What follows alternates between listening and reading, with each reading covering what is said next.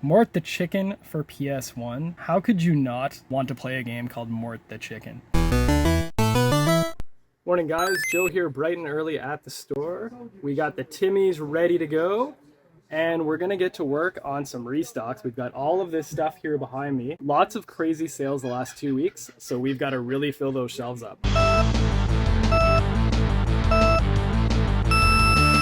And we've got some more restock here going up. This nice Pokemon guide, mint condition, lots of nice Wii titles, some Xbox 360 and original Xbox, some PS3. You see the Avatar game there? That one's been selling well since the new movie and the announcement of the new Avatar game. And some PS2. We sold a lot of PS2 last week. And then some Nintendo 64. And then the bonus question is, what game is this? Platinum. Never heard of that.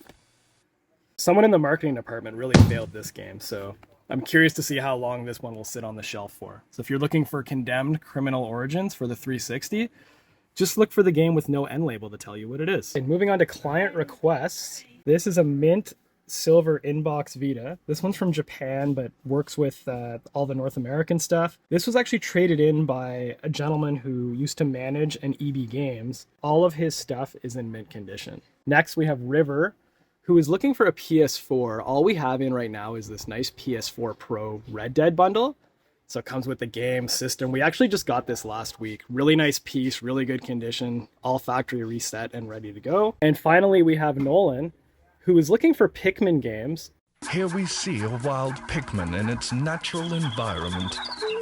These strange creatures become attached to whoever pulls them from the ground. So here's what we have. We have the GameCube ones. So we have Pikmin 2, either with manual or without. You can always save some money and get the incomplete copy, but still enjoy the game. And then we have the original Pikmin here for the GameCube. So lots of requests for Pikmin lately due to the fourth one coming out on the Switch recently. So as you can see here, our NES section got pretty decimated last week, so we're gonna try and fill her back up. Okay, now after doing the restock, the NES shelf looks beautiful once again.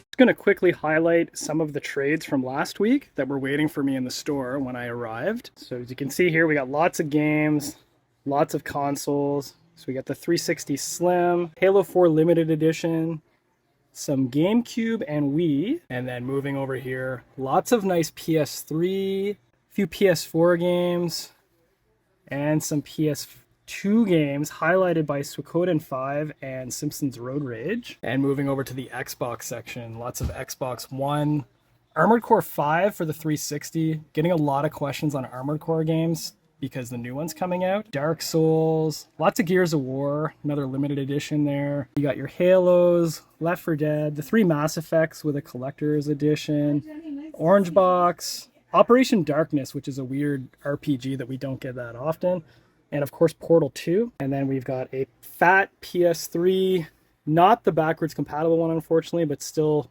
quite the relic from the PS3 era, and a PS3 Slim, and a PS2 Slim. And we've got some loose discs here. These looked pretty rough, but I was able to get them all going, so we'll mark those as tested. And then we got some loose Vita games here as well. So lots of trades from last week going into the store this morning.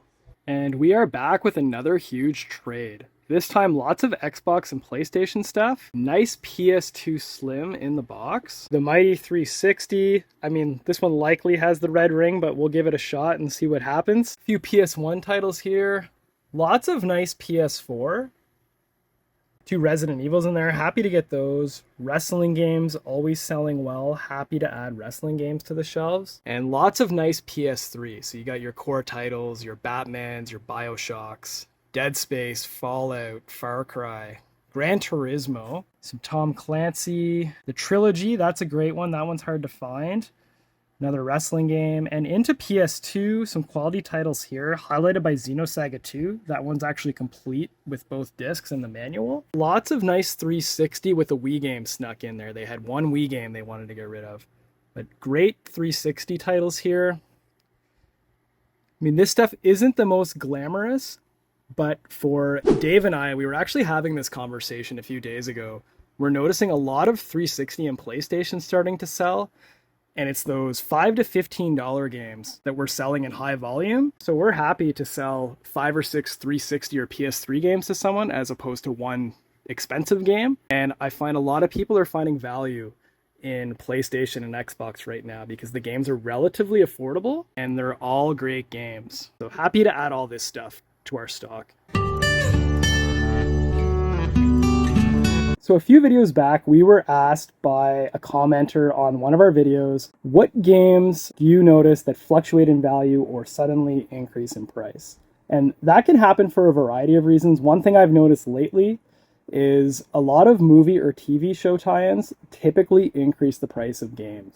So a few years ago when The Witcher came out on Netflix, we saw the demand for that game in our store skyrocket to the point where we were selling 2 or 3 copies a week at the current price that we had it at. I think it was like $5 or $10, and the game shot up in value to $20 or $30. So we increased our prices a bit to make sure we would always have a copy in stock. And then of course, demand kind of went down for that, and we adjusted our price accordingly. The latest, I'll say, victim to that would be The Last of Us for the PS3. When the show came out to excellent reviews. We were selling 3-4 copies of the game a day, and we were typically charging between $5 and $8 for a copy. It was a game we always had in stock, we had lots of copies of, and then we noticed it was selling and selling. It was price charting as high as around 30 to 35 Canadian at one point. We currently price it at $25. Now that includes our 13% tax here in Canada. We kept our price at $25. We've noticed it sells a bit slower, but we're still selling a copy every other week, and we don't have as much stock as we used to. Now, looking at it today, it's price charting around $19.20, so you factor in tax, that's about $23. So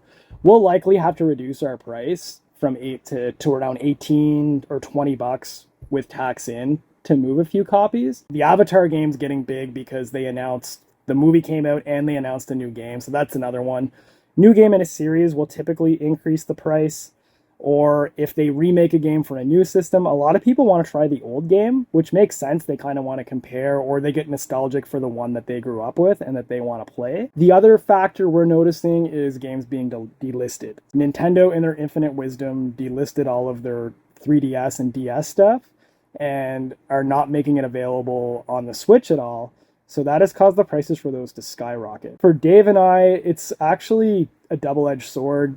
Games go up in value, great. But it's really difficult to sell a copy of Pokemon Heart Gold for $200. I'd rather that game resell on the used market for like $70 or $80. That way we could actually move our copies. I find once a game gets up over $100 to $200, once it's more than basically a new release at retail, which for us in Canada is around $90, it just makes it difficult for us to sell the game and it turns people off on the pricing. When people bring those games for trade or to sell, we have to pay higher for them. And that causes us to have to charge more because we need to make what we can on them in order to keep the store running. Great question. If you have any other questions around how we price games, what games we see a lot of, what games go up in demand, what games go down in demand, would love to hear from you. So we're actually closed now. We were so busy selling and buying that we weren't able to film every trade, but I'm just going to go over some of the highlights with you. So we got a nice yellow Game Boy Color, nice screen, speakers work great. A Switch game there, FIFA, and then the highlight here are these Pokemon and Fire Emblem games for the 3DS. Always happy to get those in. And we've got a Pokemon Silver, dead battery, but we'll get that fixed up before we put it out on the shelf. Always nice to add some Pokemon stuff to the shelves. Next big trade we got, this was a nice one. Someone actually emailed us back in September of 2022 and then showed up today, asked if we could still honor the quote. I was able to dig up the quote from way back then and we were able to get a deal done. Always happy to get PS1 long box games. So these guys are mint. Happy to get those. And then we got some Mario games complete in the box. We actually had a copy of Zelda 2 complete in the box. However, a customer saw it and bought it before we could even put it on the shelf. And we got a few GameCube games here. Lots of PS1 staples, Crazy Taxi, the Grand Theft Auto games, Half-Life, Midnight Club. Lots of nice PS2 there. And we got some complete in box stuff. Comic Zone on the Genesis. Real great game, really difficult, but a lot of fun. Spider-Man for the 64 complete. Outrun 2019. Animaniacs, huge fan of the cartoon back in the day. Sim City, that was one of my childhood games. Used to play that all the time with the unlimited money code. And then some obscure Super Nintendo. Lots of movie-based games here. Cool World, Lawnmower Man. We got Hyperzone, Bart's Nightmare, Family Dog. I'm sure that's an excellent game. And then for the 64, we got Tony Hawk 2 and Duke Nukem 64. And then a couple of accessories here. So overall, great trade. And sorry guys, I just got to single out this game here that we got in that last trade. Mort the Chicken for PS1. How could you not want to play a game called Mort the Chicken? Looking at the back, it looks like a 3D platformer where you play as Mort the Chicken, I'm assuming. A cute cover, and I don't know, Mort for Prime Minister. We're here with our last group of trades. So this was a few trades. We'll show them all together though. Very randomly, we had 3 different people trade in some GameCube stuff all at the same time. So you got your MFL Street, Wind Waker, Need for Speed, Herbs, and Paper Mario. So they still had the original blockbuster price tag of $59.99. Wouldn't be surprised to see Nintendo do a remake of that one. And we got Pikmin 2 loose disc. Tested that, works great. And then we got the Guitar Hero set for the DS and some horror games for the 3DS and the DS. I'd never heard of The Hidden. Seems like a very interesting game. So again, these were the last group of trades, all smaller trades, but again, happy to have all of this stuff in. It's 6 o'clock. We've been closed for an hour, but it was just so crazy and busy in here with all the sales and all the trades and all the buys that I'm finally getting to the point where I can pack up and head home. I just wanted to recap. We sold some really obscure stuff today and a nice variety. A couple of the highlights: Biker Mice from Mars from the Super Nintendo. Again, a really cool racing game that you don't see a lot.